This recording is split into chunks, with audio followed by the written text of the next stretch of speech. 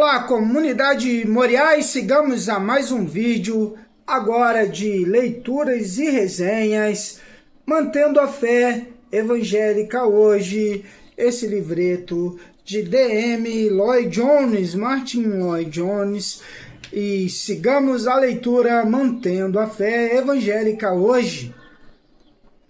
Durante os últimos 30 anos, embora em momento algum tivesse escolhido este serviço, grande parte do meu tempo foi tomado com a tarefa de manter e defender a fé evangélica.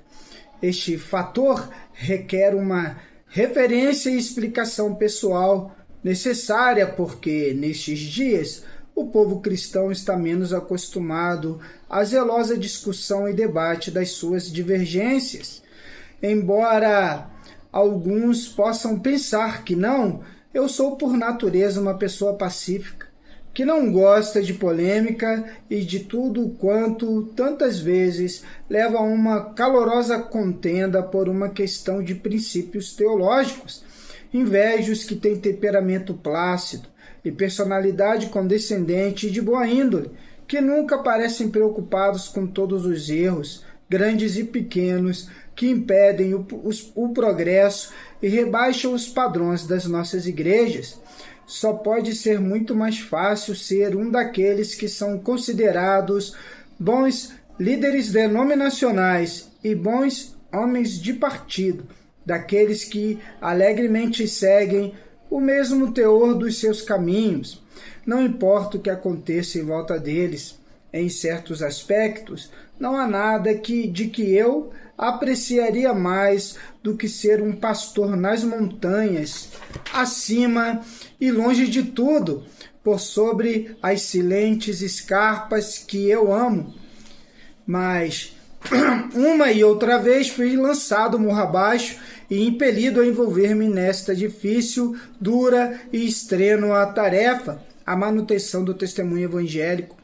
Muitos cristãos evangélicos poderiam falar similarmente da sua própria experiência pessoal. É importante, pois, que façamos juntos um balanço da situação para examinarmos os nossos alvos e os nossos motivos. Precisamos fazer a nós mesmos a pergunta: como nos justificamos por fazer extremos esforços para manter e até mesmo, se necessário, para lutar pela fé evangélica? Não somos desafiados somente de um lado. O desafio agora vem de diversas direções, por isso me proponho considerar algumas das forças oponentes e o que elas nos querem impor. Também desejo mostrar porque eu creio, como creio, que, mais vigorosamente que nunca, devemos ficar na nossa função e recusar-nos a render-nos numa só parte que seja daquilo que é vital para a plena fé evangélica, como está registrada nas Escrituras Sagradas. Primeiro, consideremos o desafio geral. Ele nos vem em numerosas formas, mas principalmente nos dias atuais, naquilo que dizem ser a perspectiva e o modo de viver ecumênicos. Quase todos nós o enfrentamos nas igrejas a que pertencemos e em muitas organizações de jovens e outras que suplementam a obra realizada pelas igrejas. Encontramo-lo mais na forma de onipenetrante clima de opinião que não gosta de nada que seja realmente distintivo na doutrina ou na vida, que na verdade exige cada vez menos ênfase à doutrina, à definição ou a princípios éticos. Nunca houve um tempo em que a polêmica, em qualquer de suas formas, fosse tão desacreditada. Houve períodos na história em que a preservação da própria vida da igreja dependia da capacidade e prontidão de certos líderes para distinguirem a verdade do erro e de se agarrarem intrepidamente ao bem e a rejeitarem o falso. Todavia, a nossa geração não gosta de nada dessa espécie. Ela é contrária a toda demarcação clara e precisa da verdade e do erro.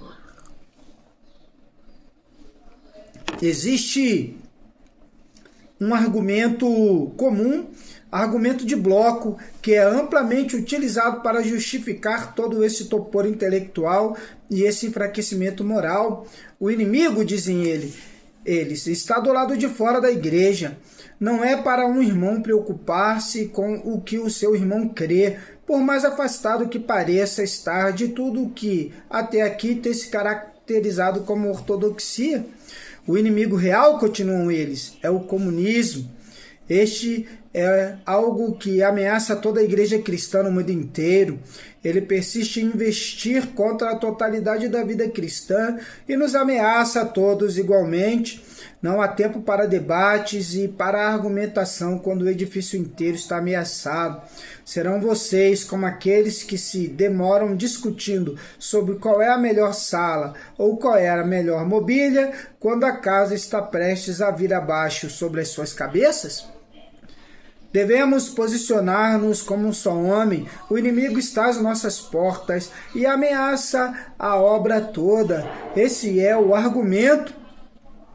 Esse desafio confronta qualquer igreja ou sociedade que procura manter um testemunho claramente evangélico. Não é tempo de acentuar diferenças, é o que lhes dizem. Não deveríamos juntar-nos todos em face da alarmante situação? Vê-se isso também bastante surpreendentemente em vista do que já foi dito no novo denominacionalismo. Um efeito do ecumenismo é que algumas denominações e sociedades denominacionais têm mais consciência de si e começaram a dar ênfase à sua particular identidade e perspectiva. No ecumenismo temos uma única consciência denominacional, oferecendo-se pelo menos como um refúgio social. Por que não concordamos com esses argumentos? Porque não tomamos essa estrada muito menos difícil de simplesmente fazer-nos membros dessa sociedade gigantesca do ecumenismo em desenvolvimento? Primeiro, examinemos algumas considerações negativas. Certamente não devemos aderir à nossa política e ao nosso curso de ação meramente por lealdade a uma tradição, isto é, a qualquer tradição que não seja a tradição do Evangelho. Uma tradição em si, embora muitas vezes possa ser boa, nunca deve ser considerada sacrossanta. Mesmo no caso de uma boa tradição, de uma tradição que deve ser preservada, o motivo da sua preservação não deve ser apenas o tradicionalismo. O cristão não é chamado para ser simplesmente um antiquário ou alguém que está meramente interessado em manter o status quo. Não devemos preservar os nossos princípios evangélicos tão somente porque eles têm um venerável pedigree. Por valioso que seja o exemplo dos nossos predecessores, aquilo que o Novo Testamento nos chama para perpetuarmos é algo que é vivo e dinâmico e que traz consigo a própria autenticação.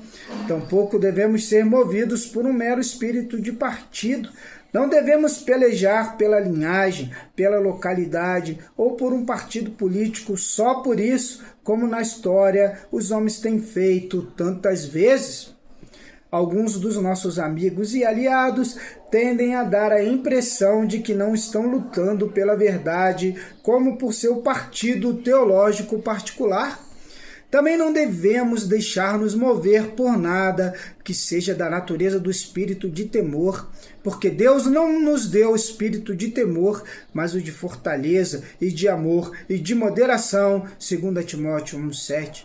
Alguns parecem ser evangélicos conservadores simplesmente porque não examinaram nada além das afirmações da sua própria escola de pensamento. O tipo de pessoa que afirma que crê na Bíblia toda, na versão autorizada da igreja, na versão autorizada inglesa, de capa a capa, incluindo também todas as vírgulas, é quase certamente alguém que não tem consciência dos problemas de um tradutor e que provavelmente também ignora a natureza da escrita e nos manuscritos primitivos e a falta de sinais de pontuação neles. Tal homem é, muitas vezes, alguém que tem medo de examinar essas questões para não ser confrontado por testes da sua fé. Ademais, devemos descartar quaisquer atitudes negativas, como as que associamos a personalidades belicosas.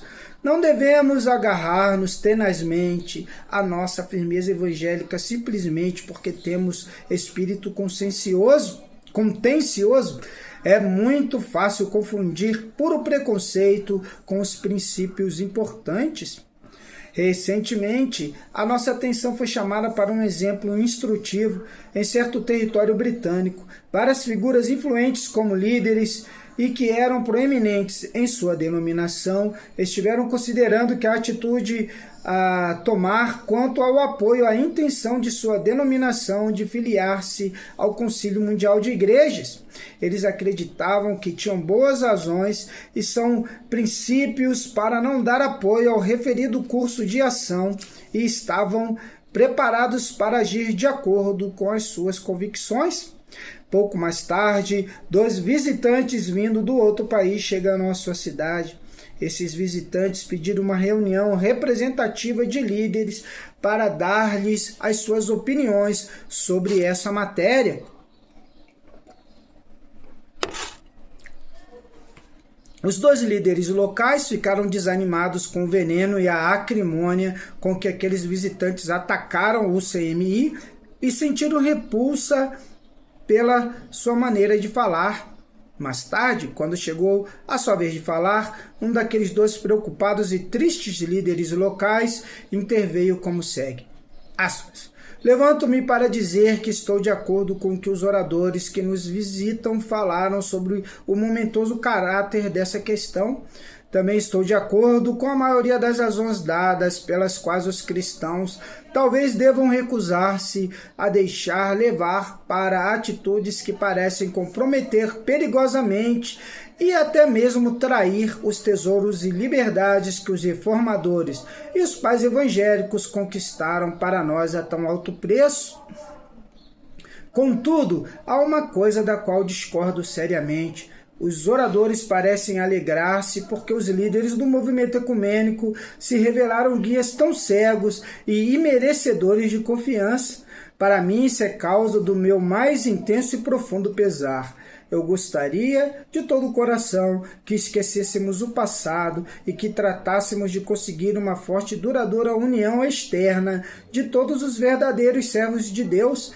É com profunda tristeza e com peso no coração, e me custa pessoalmente fazê-lo, que eu concordo com a conclusão de que aqueles que desejam permanecer leais ao cristianismo do Novo Testamento são compelidos a recusar o superficial e perigoso esquema de inclusão abrangente que virtualmente não tem salvaguarda contra a repetição dos males que produziram tanto estrago na história da igreja. Fecha aspas. Certamente essa é a atitude correta. Não devemos ser animados por um espírito contencioso se for necessário tomar posição acerca de alguma questão, que o façamos com real pesar e tristeza. Agora devemos examinar algumas razões positivas pelas quais devemos manter o nosso testemunho cristão. Em resposta a algum inquiridor que pergunte por que aderimos à nossa perspectiva e aos nossos métodos particulares, temos o dever de oferecer-lhes explicações como a seguinte. Primeiro, acreditamos que nestas coisas e as praticamos porque o nosso entendimento dos princípios bíblicos de doutrina e ética leva-nos à convicção de que este é o único procedimento correto. Fomos levados a isso pelo Espírito Santo, falando nas Escrituras Sagradas, e por elas podemos até ir além e, na verdade, se realmente cremos no que muitas vezes dizemos que cremos, não devemos hesitar em afirmar que mantemos a nossa posição porque acreditamos que fazê-lo é essencial à nossa salvação. Cada um de nós deve ter claro entendimento desta questão. Se Deus fala em sua palavra de tal maneira que a sua vontade e os seus pensamentos para com os homens são revelados claramente, segue-se então que esse é o meio essencial pelo qual eu posso receber a vida de Deus em minha alma. Noutras palavras, a Bíblia exige que tenhamos uma certa perspectiva e que ela define com clareza e espera que adotemos. Não temos autoridade para afastar-nos dela. Que teríamos nós a dizer aos que afirmam que, em vista da urgência dos tempos e dos perigos que ameaçam a igreja, devemos ficar todos juntos e reduzir as nossas diferenças, sejam elas quais forem? A nossa resposta é que a Bíblia nos adverte precisamente disso. Em Atos 20, de 17 a 35, temos um claro resumo do dever dos anciãos da Igreja de Cristo. Paulo adverte os presbíteros da igreja de Éfeso de que lobos cruéis entrariam e de que, dentre os próprios componentes da igreja, se levantariam homens que falariam coisas perversas para atraírem os discípulos após si. Advertências como essas percorrem o Novo Testamento desde as palavras do nosso Senhor nos Evangelhos até as últimas páginas do Apocalipse, onde as palavras quase finais do livro previnem o leitor a que não acrescente nem tire nada das suas palavras. O cristão foi avisado de que deveria esperar falsos profetas dentro da igreja e lhe é dito claramente que ele deve batalhar pela fé verdadeira, lutar por ela. Ele precisa estar ciente de tudo o que leva a igreja a extraviar-se. Terminamos aqui a primeira parte, Mantendo a Fé Evangélica hoje. Martin Lloyd Jones, Carlos Borges, Comunidade Moriá, onde a fé encontra propósito.